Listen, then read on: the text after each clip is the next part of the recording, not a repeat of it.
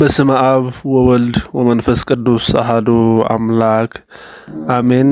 አንድ አምላክ በሆነ በአብ በወልድ በመንፈስ ቅዱስ ስም አምነን የካቲት 10 የሚነበብ መጽሐፈ ስንክሳርን እንጀምራለን። የካቲት 10 በዚህች ቀን ከ12ቱ ሐዋርያት አንዱ የእልፌዎስ ልጅ የከበረ ሐዋርያ ያዕቆብ በሰማዕትነት አረፈ። ይህም ሐዋርያ በብዙ ሀገሮች ውስጥ ከሰበከ በኋላ ወደ ኢየሩሳሌም ተመልሶ ወደ ምኩራብም ገብቶ የክብር ባለቤት የጌታችንን የኢየሱስ ክርስቶስን ሃይማኖት በግልጥ አስተማረ። አይሁድም ደሙ በእኛ ላይ ይሁን ብለው ከሕዝብ መካከል ነጥቀው ወሰዱት። ለሮም ንጉሥ እንደራሴ ለንጉሥ ቀላውዴዎስም አቀረቡትና ይህ ሰው ስለ ቄሳር ሳይሆን ስለ ሌላ ንጉሥ ይሰብካል ብለው ወነጀሉት። ንጉሡም በሰማ ጊዜ በድንጋይ እንዲወግሩት አዘዘ። አይሁድም ፈጥነው ወገሩት። ነፍሱንም በጌታችን እጅ ሰጠ። ምእመናንም ስጋውን ገንዘው በክብር ቀበሩት። ለእግዚአብሔር ምስጋና ይሁን። እኛንም በሐዋርያው ያዕቆብ ጸሎት ይማረን፣ በረከቱም ከእኛ ጋር ትኖር ለዘላለሙ አሜን። በዚህችም ዕለት የንጉሥ ኑማርያኖስ ልጅ የከበረ ዮስጦስ በሰማዕትነት አረፈ። ይህም ቅዱስ በጦር ሜዳ ያለ እህቱ ከሃዲ ዲዮቅልጥያኖስን አግብታ ንጉሥ አደረገችው። ከጦርነትም በተመለሰ ጊዜ የክብር ባለቤት ክርስቶስን ዲዮቅልጥያኖስ ክዶ አገኘውና እጅግ አዘነ። የሀገሩም ሰዎች ባዩት ጊዜ ወደ እርሱ ተሰብስበው ዲዮቅልጥያኖስን እኛ እንገድለዋለን፣ አንተም ጌታችንን በመንግስት ዙፋን ላይ ትቀመጣለህ አሉ። እርሱ ግን ይህን ስላልፈለገ እንዳይገድሉት ከለከላቸው፣ ከምድራዊት መንግስት ሰማያዊት መንግስትን መርጧልና። ከዚህም በኋላ ወደ ንጉሥ ዲዮቅልጥያኖስ ቀርቦ በክብር ባለቤት በጌታችን በኢየሱስ ክርስቶስ ታመነ። ንጉሡም ፈርቶታልና ጌታዬ ዮስጦስ ሆይ ይህን ታደርግ ዘንድ ያስገደደህ ማን ነው አለው። የከበረ ዮስጦስም በምስክርነቱ ደሜን እንዳፈስ ካልጻፍክ ሕዝቡን በአንተ ላይ አስነስቼ ከመንግስት እንደማስወጣ የክብር ባለቤት ጌታ ኢየሱስ ክርስቶስ ሕያው ነው ብሎ ማለ። በዚያንም ጊዜ ንጉሡ ፈርቶ ከሚስቱ ከታውክልያ ከልጁ ከአቦሊ ጋር ወደ ግብፅ አገር እንዲወስዷቸው አዘዘ።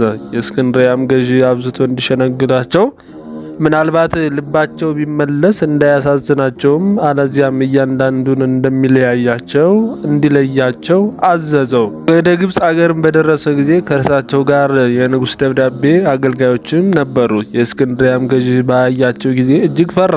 ሊሸነግለውም ጀምሮ ቅዱስ ዮስጦስን ጌታዬ እንዲህ አታድርግ፣ ክብር ይሻልሃልና አለው። የከበረ ዮስጦስም ነገር አታብዛ አለው። መኮንኑም ፈርቶ ቅዱስ ዮስጦስን ወደ ላይኛው ግብፅ ወደ እንዴናው ከተማ ሰደደው። ልጁ አቦሊን ወደ ሀገረ ብስጣ፣ ሚስቱ ታውክልያን ወደ ሀገረ ጻ ላካቸው። ከአገልጋዮቹም የሚያገለግሏቸው አንዳንድ ሰጣቸው። የከበረ ዮስጦስንም በእንዴናው ከተማ ብዙ ካሰቃዩት በኋላ ራሱን ቆረጡት። የሰማዕትነት አክሊልንም ተቀበለ። ከስጋውም ድንቆች ተአምራቶች ተገለጡ። ለበሽተኞችም ታላቅ ፈውስ ሆነ። ለእግዚአብሔር ምስጋና ይሁን። እኛንም በሰማዕታት ጸሎት ይማረን፣ በረከታቸውም ከኛ ጋር ትኑር ለዘላለሙ አሜን። ዳግመኛም በዚህች ዕለት በገድል የተጠመደ ሆነ የዓለሙ ሁሉ መምህር የስድሮስ ፈርማ ከሚባል ሀገር አረፈ። የዚህም ቅዱስ ወላጆቹ በምስር ሀገር የከበሩ ባለጸጎች ናቸው። ለእስክንድርያ ሊቃነ ጳጳሳት አባ ቴዎዶስና አባ ቄርሎስም ዘመዶች ናቸው። ከእርሱም በቀር ልጅ የላቸውም። መንፈሳዊ ትምህርትን ሁሉ የቤተ ክርስቲያንንም መጻሕፍት ሁሉ አስተማሩት። ግልጽ አድርጎ አጠናቸው፣ ጠበቃቸውም። ዳግመኛም የዮናናውያንን የፍልስፍና ትምህርት፣ የከዋክብትን አካሄድና ዓለምን መዞራቸውን ተማረ። በእውቀቱና ጥበቡም ከብዙዎች ከፍ ከፍ አለ። በገድልም የተጠመደ ትሑትና የሚተጋ ሆነ። በሀገሮችም ያሉ ሰዎች ስለ እርሱ በሰሙ ጊዜ በእስክንድርያ አገር ላይ ሊቀ ጵጵስና ይሾሙት ዘንድ ተማክረው ከኤጲስቆጶሳቱ ጋር ተስማሙ። በሌሊትም ወጥቶ ሸሸ።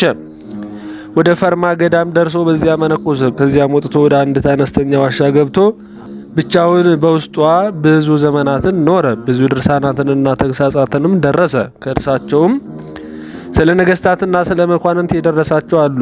የቤተ ክርስቲያንን መጻሕፍትን ብሉያትና ሐዲሳትን ተረጎመ። የመጻሕፍቶቹም ቁጥራቸው 18,000 ነው። እሊህም ድርሳናት፣ ተግሳጻት፣ ጥያቄዎችና መልሶች ናቸው። ወደ ሊቃነ ጳጳሳትና ወደ ኤጲስቆጶሳት የተላኩ መልእክቶችም ናቸው። ወደ ምእመናንም የተላኩ አሉ። ወንዞች ውሃዎችን እንደሚያፈልቁ እርሱ በመንፈስ ቅዱስ የሚያፈልቃቸው ሆኗልና። ይህንንም በጎ ስራውን ሲፈጽም መልካም ጉዞውንም አከናውኖ በጎ ሽምግልና ደርሶ እግዚአብሔርንም አገልግሎ በሰላም አረፈም። ለእግዚአብሔር ምስጋና ይሁን፣ እኛንም በጸሎቱ ይማረን፣ በረከቱም ከኛ ጋር ትኑር ለዘላለሙ አሜን። በዚህችም ቀን የፋርስ ሀገር ኤጲስቆጶስ አባ ፌዶ በሰማዕትነት አረፈ። ይህንንም ቅዱስ ለእሳት እንዲሰዋ ለፀሐይም እንዲሰግድ የፋርስ ንጉሥ አዘዘው። እምቢ ባለውም ጊዜ ታላቅ ስቃይን አሰቃይቶ ራሱን በሰይፍ ቆረጠው። በመንግስተ ሰማያት የሰማዕትነትን አክሊል ተቀበለ። በረከቱም ከኛ ጋር ትኑር ለዘላለሙ አሜን።